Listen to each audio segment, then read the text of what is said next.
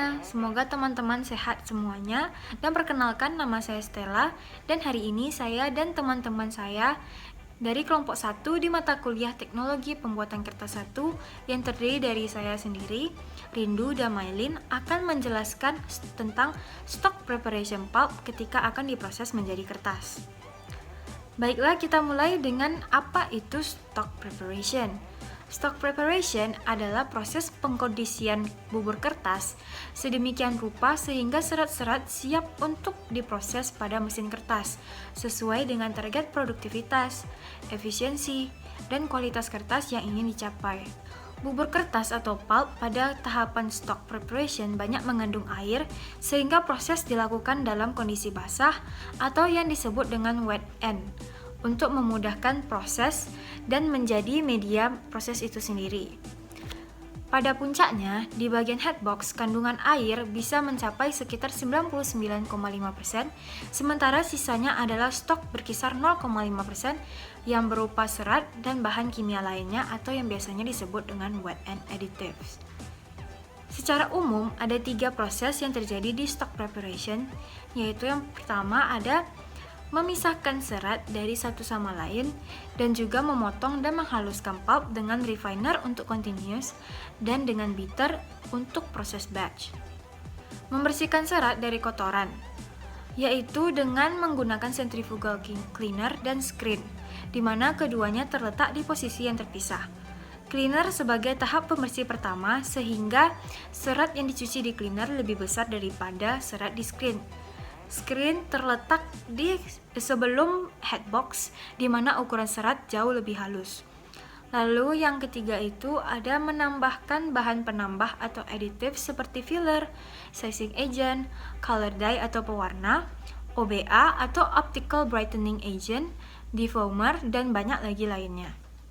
Langkah awal dari stock preparation adalah mengkondisikan serat terlebih dahulu di dalam alat yang bernama pulper atau bale pulper yang mengubah gulungan bale menjadi pulp.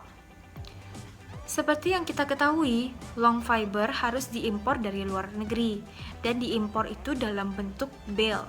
Sebelum diproses, bale harus diubah menjadi pulp terlebih dahulu di bale paper station, atau juga bisa ketika sedang tidak menggunakan long fiber dan hanya menggunakan short fiber, namun ketersediaannya sedang shutdown, berarti harus di-repulp kembali dari bentuk bale. Atau juga ada stok yang berasal dari brook atau kertas bekas dari pabrik atau lab yang masih dapat diolah, harus dibuburkan terlebih dahulu sebelum diolah menjadi kertas kembali.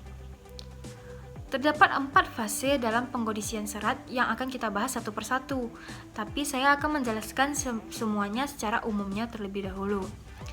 Yang pertama, itu ada penguraian serat atau repulping. Konsistensi pulp di dalam pulper atau hydropulper adalah 8% dan terdapat batch dan continuous pulping. Yang kedua, itu ada pemecahan gumpalan serat atau deflaking yang bertujuan untuk menguraikan serat kertas bekas ataupun bale pulp yang belum terurai sempurna setelah proses repulping. Yang ketiga, ada pembersihan atau washing yang bertujuan untuk memisahkan kontaminan dari stok berdasarkan spesifik gravity kontaminan dan serat menggunakan centrifugal cleaner atau hydrocyclone. Pembersihan ini juga dilakukan dengan cara screen atau penyaringan yang memisahkan kontaminan dari stok berdasarkan ukuran. Lalu yang keempat ada penggilingan atau refining yang berfungsi untuk mengembangkan sifat optimal kertas dengan membentuk fibril-fibril dari bagian luar serat dan meningkatkan kekuatan kertas. Selanjutnya ada faktor-faktor pengkondisian serat. Yang pertama ada slushing yang menggunakan alat repulper, di mana faktor-faktornya yang pertama itu ada energi. Semakin tinggi energi maka semakin maksimal kerja repulper. Lalu ada waktu, semakin lama maka proses penguraian serat akan semakin optimal. Lalu ada temperaturnya, konsistensinya, di mana RAPP targetnya itu konsistensi pulpnya 8%. Lalu ada intensitas, pengoperasian, air, rotornya yang ada double counter karena mengoptimalkan kinerja vertikal, dan yang terakhir ada bentuk fat atau tong repulper. Yang kedua ada wet storage. Yang mempengaruhi adalah waktu disimpannya, temperatur storage, konsistensi pulp, dan juga agitasi. Yang ketiga ada deflaking. Yang mempengaruhinya adalah energi deflaker, konsistensi pulp, stok yang diinput, gap clearance atau jarak antara rotor dan stator, masuk keluarnya pulp, dan filling. Lalu yang keempat ada refining. Faktor yang mempengaruhi ada terbagi dua, yaitu faktor operasional dan faktor desain. Faktor operasional itu dimana yang mempengaruhi adalah yang pertama, tekanan inlet stock, dimana semakin tinggi tekanan, maka semakin besar kemungkinan fiber patah. Lalu yang kedua ada konsistensi stok. Semakin tinggi konsistensi, maka akan semakin sulit untuk digiling, sehingga konsistensi stok yang sebelumnya 8% akan diencerkan terlebih dahulu menjadi 2%. Ketiga, waktu proses, di mana semakin lama akan menyebabkan semakin banyak fibrilasi, tetapi apabila terlalu lama, dapat membentuk fines dan mematahkan fiber. Yang keempat itu ada refining load-nya. Yang selanjutnya itu faktor desainnya. Pertama, lebar pisau. Jika terlalu tipis, maka akan memotong fiber. Lalu yang kedua ada kecepatan periferal yang sebaiknya rendah sehingga tidak terjadi cutting dan disertai dengan gap clearance yang kecil. Yang ketiga ada sudut cone, di mana sudut yang terlalu tajam akan memotong fiber. Yang keempat ada gap clearance, yaitu jarak antara rotor dan stator. Yang terakhir ada bahan pisau atau rotor dan statornya. Baiklah, terlampir pada slide ada gambar atau ilustrasi dari keseluruhan proses stock preparation. Dan selanjutnya akan dibawakan oleh Rindu. Slide berikutnya adalah penguraian serat. Nah, jadi alat yang biasanya digunakan untuk pabrik yaitu alat hydropulper. Nah, gaya yang digunakan pada hydropulper ini ada dua, yaitu mekanik dan hidrolik. Kalau mekanik itu gaya yang akan memecahkan lembaran menjadi lebih kecil, sedangkan hidrolik adalah gaya yang digunakan untuk mengurai serat. Pada slide selanjutnya terdapat gambar dari mechanical forces dan hydraulic forces. Nah, pada mechanical forces ini pisaunya tidak tajam dan memiliki prinsip seperti blender. Hanya saja rotornya tidak tajam. Nah, hydraulic forces tercipta karena adanya putaran pulp dan bisa berfungsi untuk menguraikan serat. Pada slide selanjutnya terdapat tentang batch pulping dan continuous pulping. Nah, pada batch pulping ini prosesnya seperti pembuatan jus, dimasukkan bal, air, kemudian diproses dan dikeluarkan. Pembuatan proses yang baru akan dilakukan jika hasil dari proses yang lama sudah dikeluarkan. Nah, fiber dan air akan dimasukkan secara bertahap. Waktu retensi 15-30 menit. Nah, konsistensi yang dihasilkan 6-15%. Selanjutnya terdapat lubang screen lebih besar. Kapasitas yang dihasilkan kecil karena adanya waktu yang cukup panjang. Dan flash pulpnya lebih homogen. Yang kedua, continuous pulping. Nah, jadi bal dimasukkan ke repulper, begitu juga dengan air, kemudian setelah 2-3 menit, maka hasil akan dikeluarkan dengan langsung disambung dengan bahan yang baru. Ketika hasil yang ada di dalam chest belum tercapai parameternya, maka bisa disirkulasi ulang ke repulper. Nah, level akan dijaga konstan. Fiber dan air akan ditambahkan secara continuous. Nah, konsistensi yang dihasilkan yaitu 2-4%. Waktu retensi yang dibutuhkan sekitar 3-10 menit. Nah, lubang screen lebih kecil daripada yang ada pada batch pulping. Nah, selanjutnya pulp slush tidak homogen karena waktu resistensinya lebih singkat. Namun, pulp yang dihasilkan lebih tinggi. Pada slide selanjutnya terdapat beberapa gambar dari tipe hydropulper. Yang pertama itu ada shuttle bit. Nah, pada sistem continuous, optimum konsistensi maksimal adalah 2-5%, sedangkan pada sistem batch-nya, optimum konsistensinya maksimal 1,5-2%. Rotor akan berada di bawah mesin dengan kecepatan putaran 500-700 rpm. Selanjutnya yang kedua, void. Nah, ini terbuat dari plat baja yang berbentuk kotak. Yang ketiga ada fibrella. Nah, pada fibrella ini dilengkapi dengan pompa yang digunakan untuk memompa stok langsung ke tujuan. Nah, kapasitasnya sekitar 4-120 ton per 24 jam. Nah, yang keempat ada gambar dari modern sludge maker. Nah, rotor pada modern sludge maker ini dilengkapi dengan tahanan di bawahnya, konsistensi normal 3%, tetapi dapat dirancang untuk 3-6% atau lebih. Nah, konsistensi yang diciptakan bisa tinggi karena terdapat tahanan yang membuat mesin menjadi kuat sehingga bisa menampung lebih banyak. Nah, yang kelima, tipe dari hydropulper itu adalah tipe D. Nah, tipe D ini lebih baik dari pulper konvensional karena bisa meningkatkan 20% kapasitas penguraian serat dengan energi dan konsistensi yang sama. Slide selanjutnya adalah beberapa tahap dari deflaker. Nah, yang pertama adalah cone, yaitu proses lanjutan dari repulping yang bertujuan untuk menguraikan serat-serat kertas bekas yang belum terurai sempurna. Nah, prinsipnya yaitu stok dilewatkan pada deflaker yang menyerupai refiner. Nah, selanjutnya sampel akan dimasukkan ke dalam lubang sebelah kiri, kemudian melewati gear atau jari-jari yang ada di dalam. Adanya bentuk cone pada mesin ini bertujuan untuk memfokuskan atau menekankan supaya pulp menuju arah rotor. Ketika flex melewati gear, maka flex akan terurai. Nah, yang kedua ada disc. Nah, ini tuh memiliki fungsi yang sama, hanya saja berbentuk piringan. Dan ada rotor dan juga stator. Yang ketiga ada conical refiner, yaitu memiliki bentuk cone juga pada muncungnya. Namun, konsepnya berbeda dengan cone. Nah, selanjutnya itu adalah serat tumbuhan yang merupakan bahan baku pembuatan pulp. Nah, bisa berasal dari yang pertama ada wood, yaitu ada dua, yaitu hardwood dan softwood. Hardwood ini serat pendek, bisa berasal dari akasia dan eukaliptus. Nah, kalau softwood ini serat panjang, bisa berasal dari pohon pinus. Nah, yang kedua ada non-wood. Nah, non-wood ini yang pertama bisa dari serat kulit buatan seperti kenaf, rami, dan jute. Dan yang kedua bisa serat daun seperti manila, sisal, nanas. Yang ketiga bisa serat bulu biji seperti kapas, kapuk. Yang keempat serat rumput seperti merang, jerami. Nah, yang ketiga ada secondary fiber atau kertas bekas yang berasal dari bruk. Slide selanjutnya adalah komponen kimia dari kayu. Yang pertama ada selulosa. Selulosa merupakan polisakarida linear dengan rantai cukup panjang. Dan penyusunnya itu terdiri dari homogen glukosa. Yang kedua adalah hemiselulosa. Hemiselulosa memiliki rantai molekul lebih pendek dan bercabang. Nah, penyusun dari hemiselulosa ini adalah glukosa, manosa, galaktosa, silosa, dan arabinosa. Yang ketiga adalah lignin. Lignin merupakan senyawa aromatik berbentuk amorf, tersusun dari unit fenolpropan. Nah, senyawa ini yang harus kita hilangkan selama pulping. Nah, yang keempat adalah ekstraktif. Ekstraktif merupakan senyawa kimia dengan berat molekul lebih rendah dari holoselulose dan lignin yang dapat larut dalam air dan pelarut organik seperti asam lemak, resin, terpentin, dan fenol. Slide berikutnya adalah struktur serat tunggal. Nah, sekarang kita akan membahas bagan dari gambarnya. Nah, jadi paling bawah ada Ml yaitu matriks lignin, yaitu perekat serat sehingga serat menjadi kokoh. Sudah dihilangkan pada proses kimia.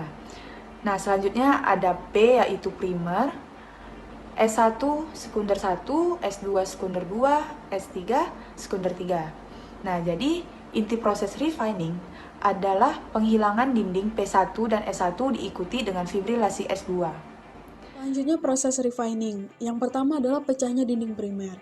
Nah, dinding primer ini mudah untuk ditembus air tetapi tidak mudah untuk membengkak karena air, karena teksturnya lebih kaku. Nah, jika dinding primer ini tidak pecah, maka dinding primer ini akan tetap tinggal di permukaan serat-serat, sehingga akan mencegah adesi atau ikatan antara serat dengan serat, yang maksimum antara serat yang satu dengan serat yang lainnya. Yang kedua adalah swelling. Swelling merupakan pembengkakan serat yang terjadi karena masuknya air ke dinding sekunder serat. Nah, serat kering ini bervariasi tingkat kekakuannya, namun semuanya cenderung rapuh. Nah, lamanya waktu perendaman akan mempengaruhi swelling dan mengubah bentuk serat dari pipi menjadi silinder. Derajat pengembangannya tergantung oleh komposisi kimia serat dan fibrilasi internal. Swelling ini dapat diukur dengan WRV atau Water Retention Value.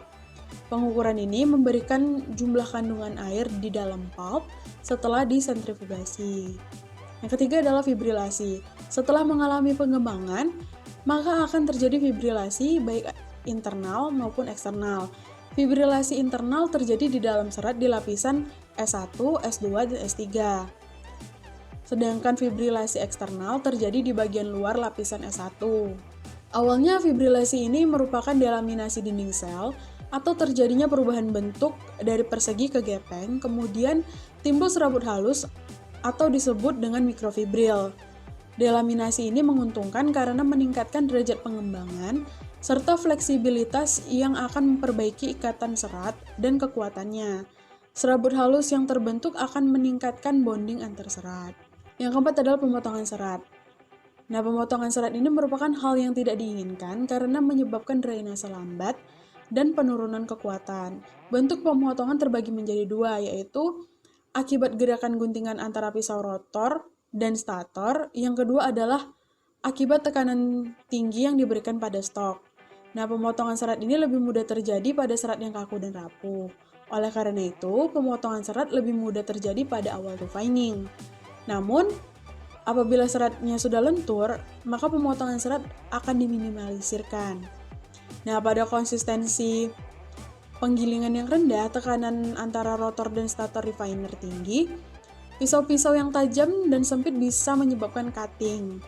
Nah, bila diinginkan fibrilasi atau hidrasi, maka tekanan rotor dan stator rendah, jarak pisau lebar, dan konsistensi relatif tinggi.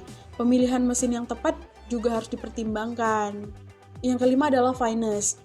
Nah, fineness ini merupakan fraksi serat yang lolos dari saringan 200 mesh.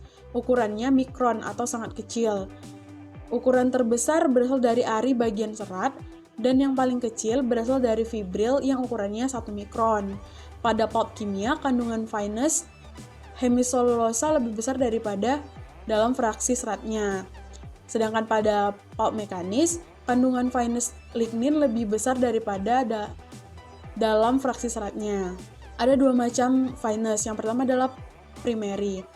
Nah, primary ini terdapat dalam pulp yang belum digiling dan terdiri dari sel parenkim kayu. Yang kedua adalah secondary. Akan dihasilkan dari ari penggilingan, di mana bagiannya terdiri atas lamellar dan fibriliar dinding serat. Selanjutnya sistem refining. Nah, pada sistem refining ini harus diketahui bahwa yang harus di-refining adalah virgin pulp, bukan broke pulp.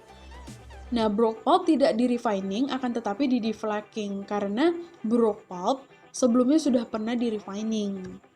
Kemudian ada dua tipe refiner. Yang pertama adalah conical refiner. Nah, conical refiner ini berbentuk seperti kon, dan letak statornya berada di luar melingkupi rotor, sedangkan rotor berada di bagian dalam dan akan berputar.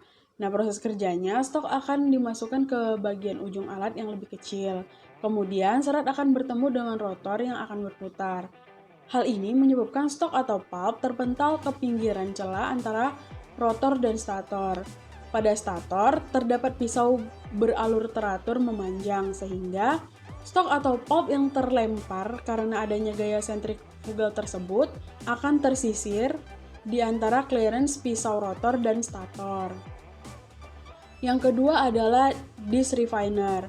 Nah, disk refiner ini rotor dan statornya berbentuk piringan. Jarak clearance antara rotor dan stator bisa diatur dengan memajukan jarak antara satu dengan yang lainnya.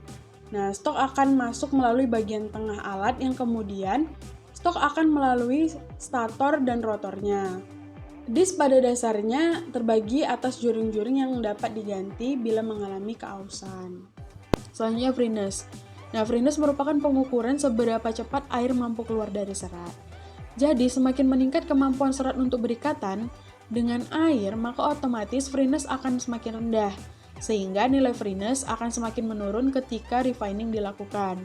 Nah, freeness ini dapat diukur dengan dua satuan, yaitu CFS atau Canadian Standard Freeness dan juga SR atau Scooper Riglet. Kemudian water retention value. Nah, water retention value ini merupakan indikator kemampuan serat untuk mengambil air dan mengembang. Nah, ketika proses refining terjadi, tentu saja serat menjadi lebih mudah terikat dengan air dan nilai WRV akan naik. WRV ini dapat diukur dengan cara sentrifugasi. Kemudian efek sekunder refining. Efek sekunder ini merupakan efek refining yang dirasakan Ketika serat sudah berubah menjadi lembaran, baik basah maupun kering, semakin lama waktu penggilingan, maka ketahanan lipat, tarik, maupun retak semakin meningkat. Namun, apabila waktu penggilingan terlalu lama, bisa menjadi over refining yang justru dapat menurunkan ketiga sifat tersebut. Untuk ketahanan sobek dan opasitas, semakin lama waktu penggilingan, maka semakin menurunkan kualitas sobek dan opasitas. Untuk hardwood dikecualikan karena ada kurva optimal. Selanjutnya refining pada sifat-sifat lembaran. Nah, jika waktu penggilingan semakin meningkat, maka akan meningkatkan formasi, filler retention, stabilitas kertas, dan kehalusan. Namun akan menurunkan porosity, bulk, dan opacity. Hal ini dikarenakan semakin digiling, maka serat akan semakin pipih dan semakin transparan. Sekian penjelasan dari kami. Semoga video kami tadi bisa membantu teman-teman sekalian. So, thank you for watching and stay safe guys.